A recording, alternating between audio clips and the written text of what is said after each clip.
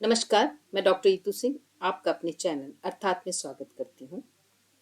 आज हम मिलेंगे आदिवासी कवित्री, रचनाकार और सामाजिक कार्यकर्ता वंदना टेटे से। पहले हम कवि का परिचय प्राप्त करते हैं। इनका जन्म 13 सितंबर 1969 में सामटोली, सिमडेगा, झारखंड में हुआ है। व्यवसाय से ये शिक्षा से जुड़ी हैं, लेखन और राजनीति से भी इनका संबंध है। इन्होंने ऑरेचर, कविता, दर्शन, इतिहास, महिला, भाषा, संस्कृति और कविता इत्यादि पर लेखन किया है। मुख्य विषय इनका आदिवासी साहित्य है और आदिवासी रचनाकार के रूप में ही इनका परिचय है। इनकी रचनाएं हैं पुरखे लड़ाके, किसका राज है, झारखंड एक अंतहीन समर गाथा, असुर सिरिंग, पुरखा झारखंडी साहित्यकार और नए साक्षात्कार, आदिम राग, आदिवासी साहित्य, परंपरा और प्रयोजन, आदिवासी दर्शन, कथाएं। इनको कई सम्मान भी प्राप्त हैं। झारखंड सरकार ने इनको आदिवासी पत्रकारिता के लिए 2012 में सम्मानित किया। भारत के संस्कृति मंत्रालय द्वारा भी 2013 में इन्हें सीनियर फेलोशिप दिया गया। इनके साहित्य की दिशा की बात करें तो इनकी मुख्य रचना का जो क्षेत्र है वह है आदिवासियत के पैरोकारी करना या एक्टिविस्ट हैं ये, और आदिवासी दर्शन पर विस्तार से इन्होंने लिखा है। सामुदायिक आदिवासी जीवन दर्शन एवं सौंदर्य बोध को अपने लेखन और देश भर के साहित्यिक एवं अकादमिक संगोष्ठियों में दिए गए वक्तव्यों के जरिए उन्होंने आदिवासी विमर्श को एक नया आवेग प्रदान किया है।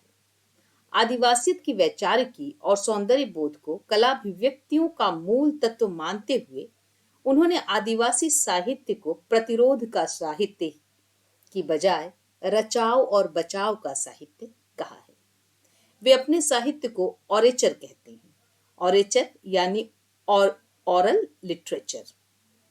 उनकी स्थापना है कि उनके आज का लिखित साहित्य भी उनकी वाचिक यानी लोक साहित्य परंपरा का ही एक कह सकते हैं कड़ी है।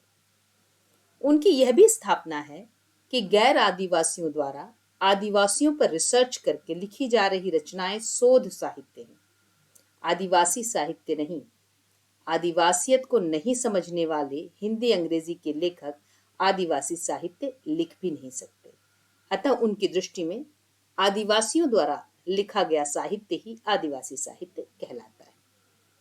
आइए उनकी एक कविता का हम पाठ करते हैं।